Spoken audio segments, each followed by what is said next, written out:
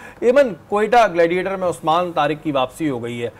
ये वापसी परमानेंट है या ये इल्ज़ाम नहीं, ये एलिगेशन कभी भी लग सकता है कि नहीं इनका स्टाइल प्रॉब्लम कर रहा है, और अभी कोयटा ग्लैडिएटर को कितना फ़ायदा होगा। गो के आज उस्मान की कोई बॉलिंग इतनी अच्छी नहीं रही, लेकिन कोई बात नहीं। देखिए, एज पर रूल यही होता है कि जब आपको अंपायर ने एक दफ़ा रिपोर्ट कर दिया है तो उसके बाद आप दोबारा नेक्स्ट मैच में बॉलिंग कर सकते हैं, तब तक कर सकते हैं कि अनटिल आप दोबारा रिपोर्ट ना हो जाएं। और अगर वो दोबारा रिपोर्ट हो जाते हैं फिर उनकी फिर एक टेस्टिंग होती है। तो उस्मान को भी जब एक दफ़ा रिपोर्ट किया था उसके बाद उनको NCA भेजा गया, वहाँ पर उनको कुछ गाइड किया गया कि आप क्या कर सकते हैं क्या नहीं।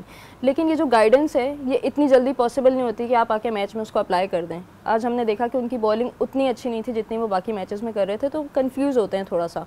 तो अब ये थोड़ा सा इसमें वो 50-50 उनका माइंड रहेगा कि अगर मेरा एक्शन ऐसे हो गया तो मैं फिर से रिपोर्ट हो जाऊंगा। शेकी हो जाता है ना बंदा कि यार अब मैं रुक रहा हूँ नहीं रुक रहा, तो वो फिर कंसंट्रेशन नहीं रहती। बिल्कुल आर्म पोजीशन वगैरह, तो आगे आके मेरा मतलब लाइक मैचेस में मैं वो उस तरह का इंपैक्ट बना पाऊंगा या नहीं। तो वो डबल माइंडेड होके आगे मैचेस भी इंपॉर्टेंट है, प्ले ऑफ्स हैं, ग्रुप स्टेज होती है तो शायद वो अपने आप को वापस ले आते हैं। But he is a youngster, new player, उनके लिए इस चीज़ों को मैनेज करना थोड़ा मुश्किल होगा।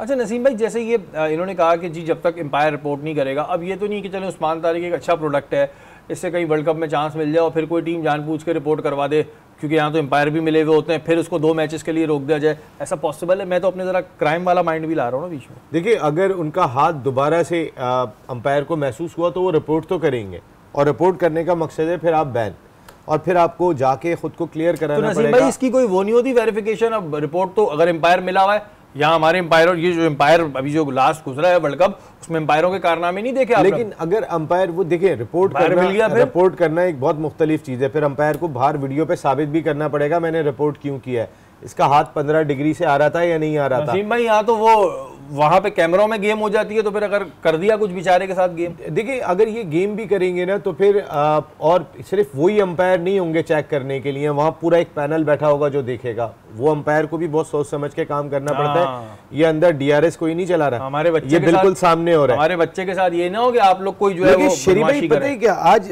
उस्मान तारिक से वो बॉलिंग ही नहीं हुई। देखें, सईद अजमल का जब एक्शन चेंज किया, सईद अजमल खत्म, हफीज का एक्शन चेंज किया, हफीज खत्म। एक आदमी बचपन से बॉलिंग करता हुआ आ रहा होता है, उसको मेंटेन करता है, उसी अंदाज से वो नसीम भाई इसमें कोचेस की गलती नहीं है जब वो बेचारा बचपन में ऐसा कर रहा था, और अगर इसमें कुछ ऐसा था कि भाई ये रिपोर्ट हो सकता है तो उसको रोका क्यों नहीं?